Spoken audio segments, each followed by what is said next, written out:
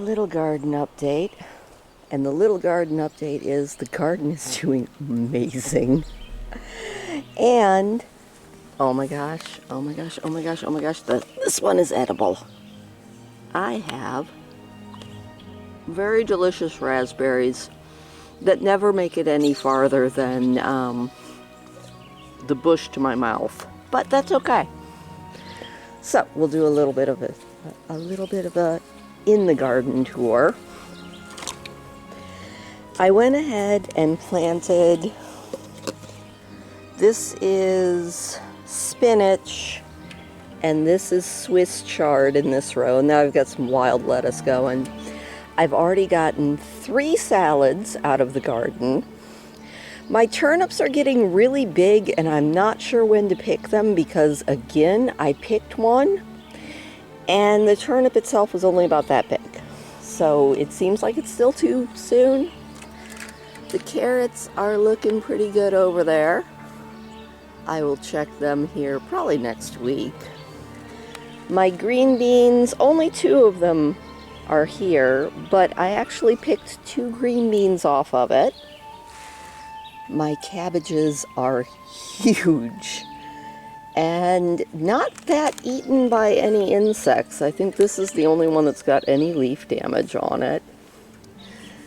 So we will move around to the other side, except first, I also picked broccoli, just the central head, and I'm getting heads on every plant that I picked from. So I'm going to get a second picking of broccoli. I'm excited about that too. Alright, coming in on the other side, my jalapeno has got 1 pepper that I think I might go ahead and pick in the next day or so, and then a bunch of little baby peppers. And my lone tomato plant has got 1, 2, 3, 4, 5, 6, 7, 8, 9, 10, 11 tomatoes developing. So huzzah! I'm glad I didn't plant more than 1 because the only person in my house that really likes tomatoes is my son. I only really like tomatoes as either ketchup or pizza sauce. So, you know, I knew I didn't need more than 1. My little grape plant is doing okay. I will eventually see about making him bigger. And I have 1 peony. The other one did not come above the surface. And unfortunately, all the other flowers that were in that little tire planter have been eaten by Lily and her ilk. Oh, and my cucumbers are getting there. They got little flowers all over them, and they're starting to cling to the fence. At least one of them is, so that's good. My potato bed is amazing. I am hoping that there are just so many potatoes under these beautiful, beautiful leaves. And I'm also kind of eager because once these leaves start to die back a little bit, it'll be time to dig up potatoes. And then I might put in a second crop. I doubt I'll get anything from it. Maybe I'll just put it in a 5-gallon bucket or something. But I did also hear that you can put in a crop right before the last frost, and then you get a jump start on next year's potatoes, which sounds good to me. Now we're going to walk down the library. This is not a library, this is called the driveway, and we're going to check on our apples and plums. Because despite the fact that we didn't get rain for so long, the apple tree is fairly loaded, which is kind of exciting. I mean, we'll have to wait and see if they all develop into good apples, but I think I can at least get a pie out of this tree this year. That tree's doing really good. The one back there is the plum tree, and I'm seeing little clusters of baby plums on there. very, very cool. And then the second apple tree has a few apples on it.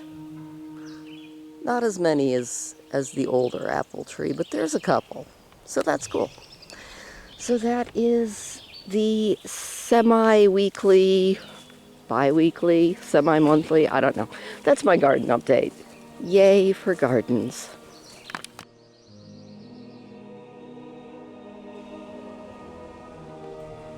So the berry hunt actually went pretty well.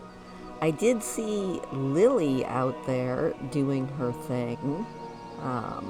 Hopefully, she looked like she was eating something right, not my garden. And Poe the crow decided to visit me on the walk as well. I mean, the berries aren't as good this year, but they're not terrible. It could be worse. And you get a beautiful, nice exercise. There weren't too many bugs except for the one that you're seeing right in front of the lens right now.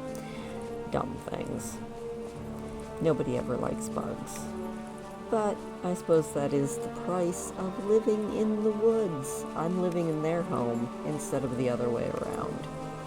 Because goodness knows, despite the fact that many of them come in. Here we have the wild Christine out in her natural environment, hunting the elusive blueberry. Surprisingly, this year's crop, despite the lack of rain, is not as bad as it could be. I'm kind of impressed. I should get a couple of quarts. Having to do a lot more hunting for them than normal, but they're out here. And they're not actually all that dry. I was afraid that they were going to be really dry and pithy, but they're not. So, yay. This whole field is blueberries. And if this one doesn't have enough, I know where there's a lot more. Voiceover Christine forgot that berry picking Christine had something to say as well. It's always unusual. Normally I don't really talk much when I'm out on a walk, because it would be a little bit insane for me to be talking to myself the entire time. But I did remember that occasionally when you pull out the camera, you should probably open up your mouth as well. So, despite blueberry picking Christine's thought that she was going to get a couple of quarts, she didn't.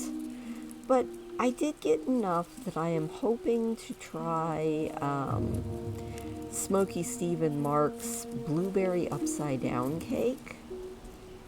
I think I got enough to do that. So, that might be what I do with these berries. Or I might just wash them and freeze them and put them in the freezer, so that all winter long you can have blueberry pancakes. Also, it's really, really hard to hold your camera in one hand and try to pick berries with the other. But you do what you can. And yeah, I ended up with a small cottage cheese container filled with blueberries. You don't actually have to worry about the different colors. There's about 3 different colors. So, Tripod and her babies are nightly visitors, and I decided to leave the camera down on the table and see if the baby liked it. I think the baby liked it.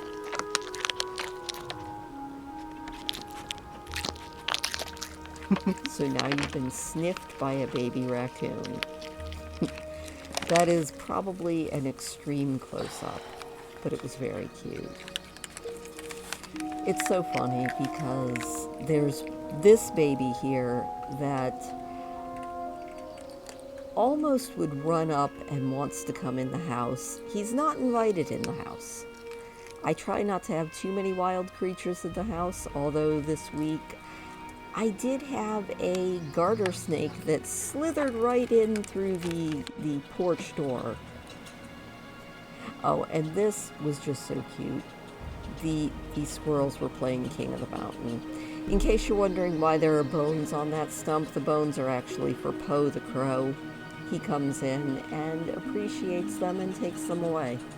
I'm assuming he eats them, but who knows? Maybe he's just lining his nest with them. That would be kind of funny.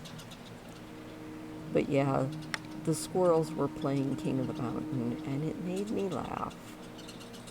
So I had to get the camera.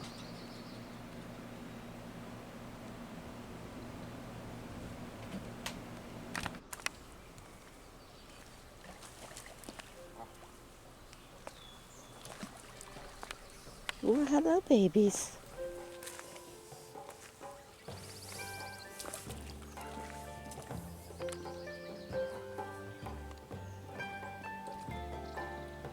They're hardly babies anymore.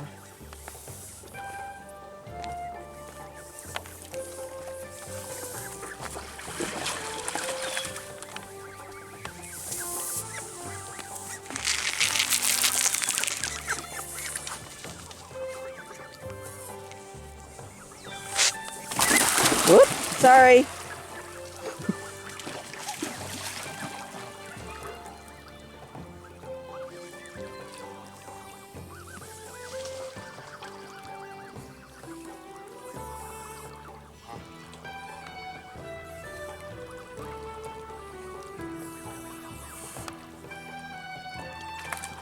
Still make baby noises though.